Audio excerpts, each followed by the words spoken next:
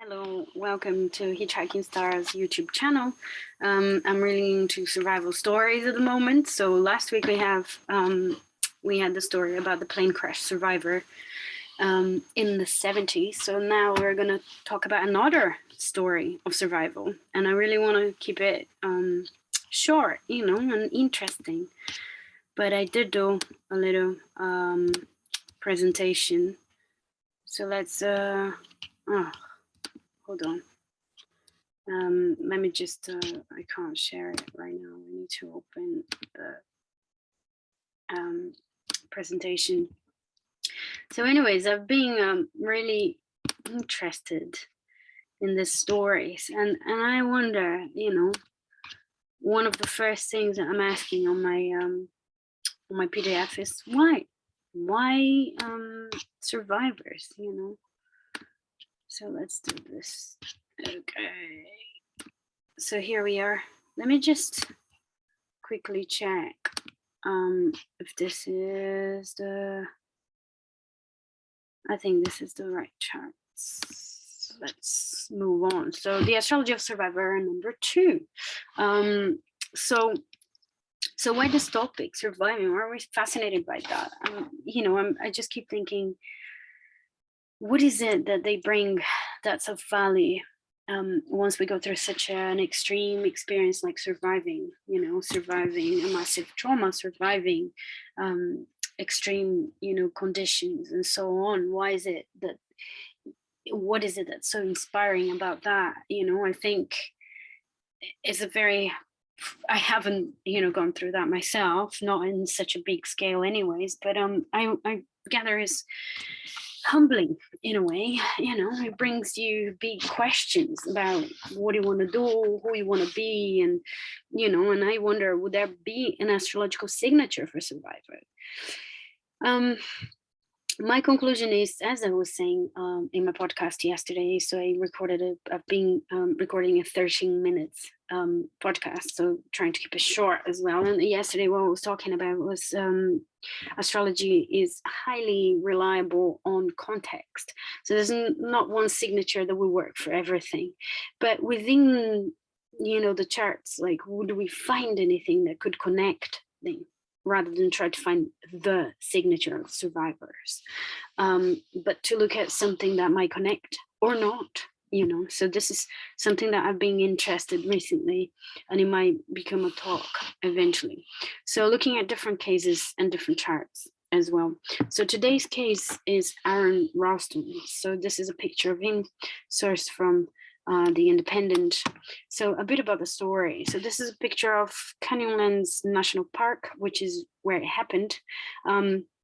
Before the story happened, the story that we'll talk about, and some of you might know it because it's a very, very famous story, or some of you might have forgotten as well, or not know because you're young.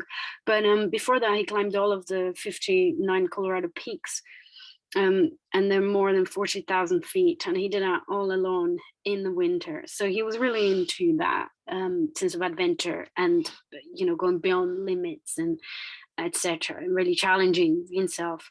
The film 127 Hours, directed by Danny Boyle, was made based on that story. So if you're interested, the film is very interesting, and Aron is very accurate. It's so accurate that it could be like a documentary. So I watched that film as well to prepare this, and he published a book called Between a Rock and a Hard Place, which is also what the film was based on. And the story basically is that he was doing that all by himself. He didn't let anyone know that he was doing that. He didn't leave any notes, so nobody knew what he was doing. He was just going for a weekend fun stroll, in the canyons in Utah, which, according to him, was meant to be very simple, very easy. And he fell into, one of the canyons, and a falling boulder crashed his arm. And as a result, he became trapped for 5 days. And because nobody knew where he was, and because massive place, wild, we can see from the pictures here, he knew it was very unlikely that anyone would come to the rescue. So he had to amputate his own arm to liberate himself, to free himself, and survive, basically. So it's really difficult decision to make, very challenging and very impressive, really, that he survived under these conditions. After, chopping off his own arm, he scaled a 65-foot rock, and he hiked around 8 miles before he could be rescued. So, the challenge didn't stop there with the, amputation, but also the hiking under those conditions, bleeding, and etc. So really, really impressive. So this is one of the quotes, a couple of quotes, few quotes from him that I thought were interesting. So this is, I limited myself one shot a day, but I didn't like the sound of my voice. It sounded panicked. It sounded scared. And I knew from experience, you can't hear more than 50 yards either way down a canyon. Here is the birth chart of Aron Ralston, sourced from the astro.com. And apparently the time, the birth time is fairly accurate. So we've got the whole picture there. Now, interesting to see that, the 10th house, which is what we're known for, what our reputation is. Also the midheaven will be what our reputation is.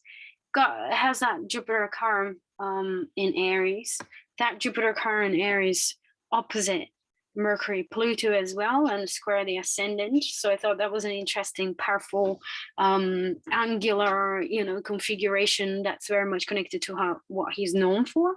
Current Jupiter in Aries, Mercury, Pluto, Libra. I mean, Mercury, limbs, we can think symbolically. Not that everyone that has that configuration will amputate their own arm to survive, but that kind of fits the picture symbolically in a way. And obviously this is not the only way that this configuration comes to life in his life. There's probably a lot of other, ways that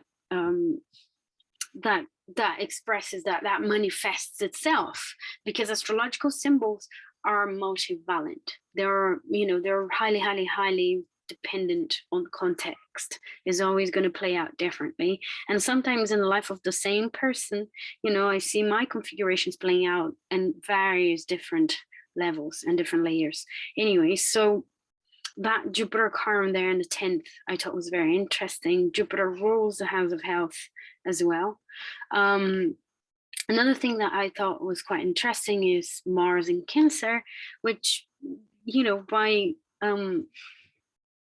regular standards, or is fairly common to think about, Mars in Cancer in the weak position. And last week when we were looking at Julian's chart, she had Mars in Capricorn exalted on the midheaven, and that was quite fitting to the story and to how she conducted herself and, to how she survived. Well, Mars is in Cancer, the opposite of Mars in Capricorn, and interestingly enough, she was extremely resilient. That Mars rules that Sun Uranus in Scorpio, and very, very resilient as well. Even though it was in the 12, he didn't give up. What I find particularly interesting with this chart and with the stories as well is that whilst for Julian, what really kept her going was the sense of having to do something relevant in the world and having a social role. For Aron was the loved ones and the family and his future family. So apparently when he was just about to amputate his arm, he had a vision of a child. So just when he realized that he could break his bones using the boulder, because up to that point he was quite hopeless, he had a blunt knife.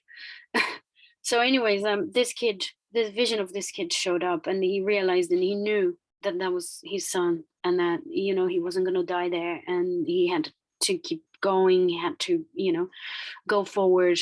So it's really interesting. The Mars in Capricorn, the purpose in life and the career is what kept her going. Whereas the Mars in Cancer, obviously not only the Mars in Cancer, is Mars in Cancer, Ascendant in Cancer, Moon in the 1st, stellium in the 4th house. Look how the story is repeated here various times, yeah? I personally find that that's really helpful to interpret astrological charts, is to find the repetition, find what's repeating within the story. So that Cancerian signature and the fact that having a vision of his future child is what really, compelled him to to perform that awful, surgery on himself, by himself. So I thought that was very interesting. That moon Saturn conjoined in the first house is also quite interesting, because he does describe the whole situation as like he had to be rational, he had to be calm, he had to be in control, blah blah blah. There are like a couple of quotes there further down in the presentation that represents that. That's very interesting. And it's also a Saturn moon conjunction is square a Sun Uranus in Scorpio, isn't it? It's quite a powerful square here, involving the luminaries and involving Saturn Uranus, which is square that we're witnessing right now. I mean, not right now, it's still within orb, but it's happening in the sky right now, that Saturn Uranus is square, in Aquarius Taurus. Anyways, he had that natally, and again, that Saturn in the first, I mean, tremendous resilience, tremendous willpower. The Scorpio as well, I think. So very, very powerful indeed. Also, interestingly, he was 27 years old when that happened. So it was before his Saturn return. And he says that one of the biggest realizations was that he was doing all of the risky stuff, not out of his passion and out of his desire, to enjoy, but because he felt very insecure and he felt that he needed to do that to prove himself again and again. And so whilst he was trapped in there, he realized that the real motivation shouldn't be that insecurity and that need to prove himself, but the people that he loved, that he wasn't being the person that he wanted to be for the people that he loved. So I think that's quite inspiring, and I think that is represented by that Saturn moon and the Cancer, all of the Cancerian, themes that the chart reflects as well. Let me think if I've got something else to say as well. I think that's it for now. So these are the transits for an avalanche that happened earlier. So just before he fell into that canyon, he was caught in an avalanche with a friend, which, he saved a friend. He was buried in the snow, only the head and one arm out, and blah, blah, blah. But, I mean, these transits, we've got Aron inside, we've got the transits outside. Well, these transits are a little bit, they're going to be quite similar, because between February and April, it's not that much of a gap. But I thought it'd be interesting. And Chiron was just hovering, opposing his ascendant.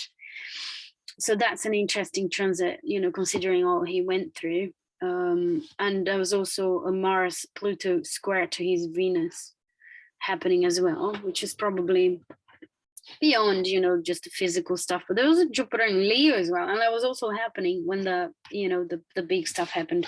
Now this is a rough chart anyways, because I don't know exactly when that avalanche happened. So let's move on to the transits when it actually happened. And this is interesting because I found the time for when he fell down and he got trapped in that boulder, because he mentions the time in the film, and because Aron said that the film was so accurate. I was like a documentary, and he had a camera when he was stuck, with that boulder, trapped in that canyon. He had a camera, which is how he recorded the whole thing, which is how the actor, so basically the actor and the director watched the footage, and so he does say it's 3:07. I've been trapped for 24 hours now. So 3:07 potentially is the time that he fell, and that boulder fell and trapped him and crashed his hand. So here we have 26th of April 2003, 3:07 in the afternoon. This is the closest place to that park where he was.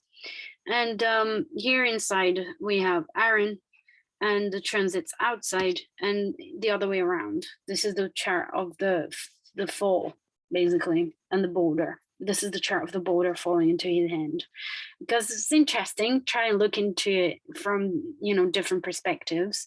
But I think there are a couple of things here in terms of transits. Obviously, that Chiron is still there hovering, is retrograde in my software, and is read as retrograde. So that Chiron is going backwards. Is coming to oppose that ascendant one more time.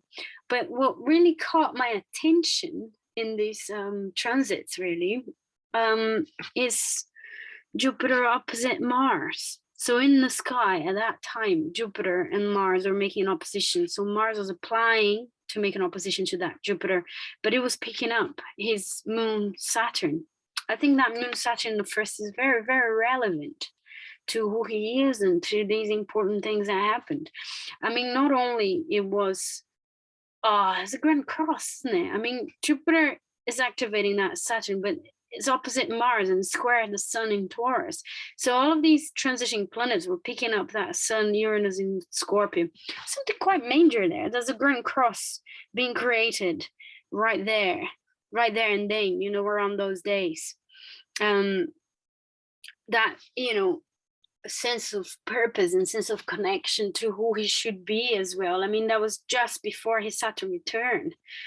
Saturn, as you can see, was a 25 Gemini, so it was going to make a move into Cancer not long after, and cross over his ascendant. And within 3 years or something, you know, he had this Saturn return. So major time of crystallizing, becoming more conscious of what his journey is and who he needs to be out there in the world. But really interesting that Grand Cross picking up his Sun square moon, you know, Sun Uranus square moon Saturn. I think that's very, very relevant. Another transit, nevertheless, is a grand trine that's being created. So Uranus is trying his Mars and trying his natal Uranus. Perhaps this could be a signature of good luck, of, you know, the fact that he managed to survive and escape.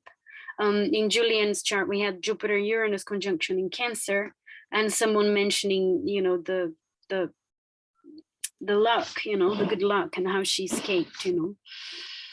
So perhaps there's a little bit of that there as well, you know, that Uranus trying that Mars in Cancer in a 12. I'm not entirely sure, but very interesting. Very interesting. So this is, you know, the chart of the fall. Uranus is almost on the descendant there, you know, there isn't really anything that catches my eye here, but there it is. If you'd like, you know, to pause the video and to have a further look at that, you know, by yourself, please do. So that's another quote that I thought, you know, was relevant to bring here. This is when it's a bit gruesome, and it's from an interview that he gave to The Guardian. And this is when he does realize that he can, you know, chop off his arm basically, and that's the only way that he could free himself. He says that my hand has almost jellified. The knife tip goes in and the gases from decomposition escape, and there's this putrid smell. I go into this rage. I'm in this hyper-emotional state after all this regimented discipline to keep it together, and in this moment, when I'm trying to rip my arm out from the rock, I feel it bend and it stops me. That's it. I can use the boulder to break my bones. So bones are ruled by Saturn. And I find so interesting that he's like, I'm in this hyper emotional state after all this regimented discipline to keep it together. And in this moment, it was basically in this moment in the interview as well, he's saying how his epiphany came through emotions rather than logic. So he found the way out through emotions rather than logic. And I think this is such an interesting detail. You know, when we think about his natal chart, let's go back. His natal chart with that Saturn moon, you know, and the idea that the Saturn moon at best is emotional maturity. But, you know, that Saturn is trying to have the upper hand over the moon. And he is a Cancerian fellow, you know, an ascendant in Cancer, a Mars in Cancer, a Sun, Uranus in Scorpio, which is highly intuitive, is a water sign, you know, and it wasn't about logic. It wasn't about keeping it together. It was about emotions. That was what fed him up. So I thought that was such an interesting detail. And that's why I kept this quote in there. So here is freeing himself up. These are the transits to when he manages to free himself. Again, this one I don't have the time. They don't mention any time in the movie, but it is the 1st of May 2003, so 5 days after. It was shortly after a new moon. that's something that I can look at. And I mean, that was the day of the new moon potentially, and actually I happen to have an ephemeris right here. And well, I hope this is being interesting anyways, because it was very fun and interesting for me to put this together. So 2003, and it comes out on the 1st of May. Yes, the 1st of May, there was a new moon at 10 degrees Taurus. Now, do you know what's really interesting? And again, like this, how astrological symbolism and synchronicity, because we just had a new moon yesterday at 12 degrees Aquarius, but that's not exactly what I was going to say. I was going to say that there is a new moon in Taurus at 10 degrees, which is going to be an eclipse, which is going to happen this year. So funny enough, there was a new moon the same degree. There we go. It's in April 30th of April 2022 is a new moon at 10 degrees Taurus, which is the same degree of this new moon when he came out. So it's interesting because there's something within that cycle for him potentially, you know. Anyways, we don't know. I don't know. But there was a new moon on the day that he fed himself at 10 degrees.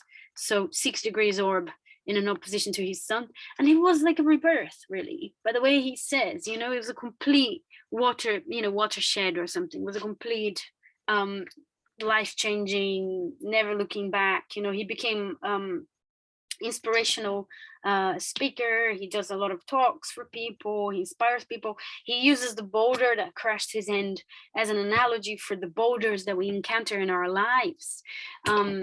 I think this is really interesting. It's really inspiring because the cause, you know, that kept him alive, which is what Julian, you know, the previous video, Julian, the cause and the career and relevance, you know, doing something of relevance for humanity and nature. Well, the cause for him is to inspire people, because he's completely like people, you know, a much more people driven epiphany that he had. It was about the people. It was about the family. It was about the kids that came up to see him, you know, the little boy. So something really interesting about that, and about this new moon, you know, picking up, is a new moon square Jupiter as well, and Jupiter very much close to that moon Saturn, and also Mars. I mean, when I saw this as well, I thought, whoa, that Mars, 5 degrees, 43 minutes of arc in Aquarius, is very much opposite to that moon. And that's the day that he amputated his own arm. You know, Mars rules cuts and knives and surgeries and etc. And so it's very interesting. Now, does everyone have a Mars opposite their moon transit have to amputate their own arm? No. We all know that not really. But nevertheless, this is really interesting to see how the symbolism picks up for this specific, you know, case and this specific story, really. So let's make a move to the next quote here. So he says, I'm a very analytical and rational person, very mind-centered in my life. And yet there's this way I was very heart-centered, both finding my strength and finding the solution. It didn't have anything to do with logic. It had to do with the sensation, the feeling of the bone just bending in a really weird way. Then it became a thought, I can break my bones. So again, similar to the previous quote, and, you know, looking at his chart, learning about emotions and learning about not having to control and keep such a strong, you know, tight rope around emotions and around his loving nature as well. With all of that water kind of emphasis and the lunar side of his personality being so strong. This is the chart of his secondary progression. I love to look at progressions because I always find progressions so relevant when I'm looking at charts of clients and, you know, etc. So I wanted to have a look at progressions as well. And Alice, I mean, this is the day that he, you know, had the boulder falling into his into himself. And, you know, like I said, it was such a major, according to him, you know, such a major event. It changed his life. It changed his direction as well, and the way that he comes out into the world. I mean, a movie has been made, you know, has been this real inspirational figure, you know, speaking up and also embracing other sorts of causes there as well, apparently. But interestingly, he just had his progressed lunar return. That's a major time. It's just before Saturn return. We all get that progressed lunar return at the same, you know, roughly the same age. It is really about, you know, getting back to yourself, going back to yourself, becoming more of yourself, preparing the ground for that, you know, Saturn return, solidifying, crystallizing who you are, you know, and becoming more authentic who you are. And the ascendant, the progressed ascendant, was right there on the moon as well. So definitely his experience of surviving had something to do with that moon Saturn in the first house conjunction, and ruling the chart in Cancer, and having, you know, something to do with the Cancerian archetype. And he is stepping a little bit more into a lunar personality, into the lunar side of himself as well, you know, by what I've heard and what I've seen. His progressed Venus was right on his Mercury as well, and that happened.